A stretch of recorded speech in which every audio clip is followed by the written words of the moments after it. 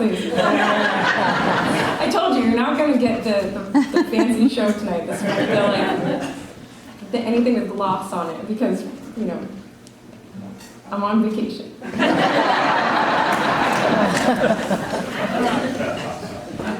This song here, I was debating about talking. I talked to my mom about whether I should talk about it, because you never even want to tell the story of the song before the song. You know, that's just a bummer. But this song. So I moved to Nashville, and you know when you've lived in a place long enough, like in Vermont, you kind of know what the weather means. You know what a cloud means. You know when to actually be worried about something. Like when you move to a new town, I got caught in a couple of downpours.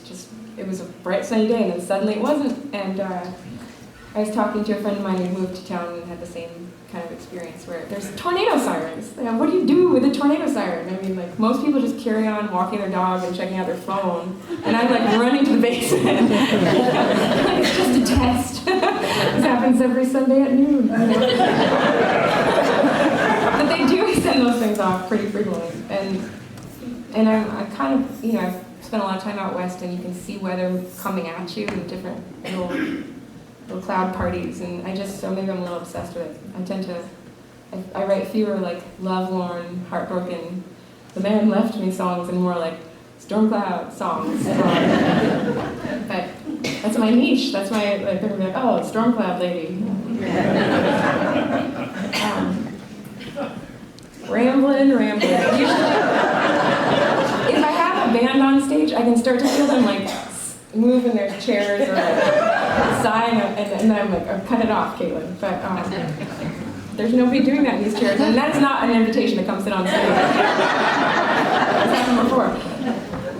So I wrote this with Kristen Andres, and she'd moved down from Brooklyn to Nashville, and we were, you know, talking about getting stuck in this crazy weather, and she told me, though, we were joking around, like we were just joking around, and then she told me about her friends in Louisiana who had, you know, they're always getting evacuated for floods, and they're musicians, and they've got, of course, tons of gear in the basement. You know, it's where we keep the guitars and all those stacks of recording gear and everything. And they didn't heed an evacuation order, and they woke up with their water coming into their house.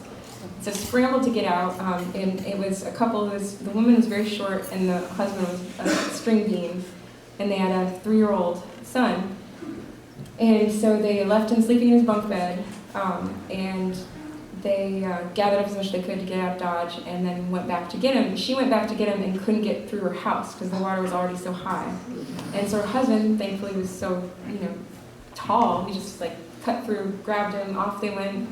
Everybody's okay, you know. But it was just, we started having this conversation, and I don't know that. I know everyone around here, and just driving through where Brandon's getting fixed up, and, you know, Irene was no joke. And I always feel safe in Vermont. Like, I feel like the mountains keep tornadoes from running out too long, or ever showing up in the first place, or isolate weather in a way. But it's a scary time to, you know, to be watching the weather. And this song came out of that conversation.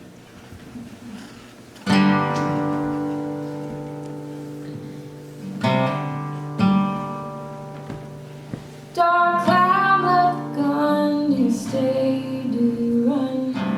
Barrel pointed at the heart of the flames.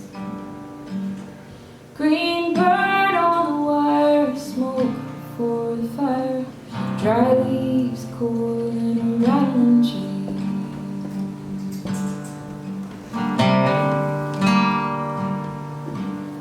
Yellow edges of light, dust curls, wind sighs, like the moan of a faraway train. The rain came scattershot, taking aim with a drum. Doesn't care where it's been or where it's bound. It's coming scattershot. It wants another round.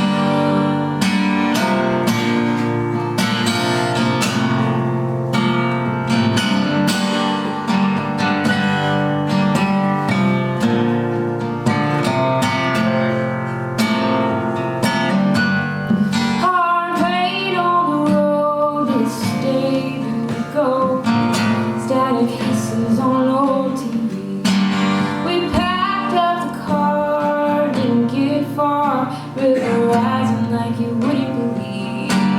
You come down Scattershot, taking in with every drop.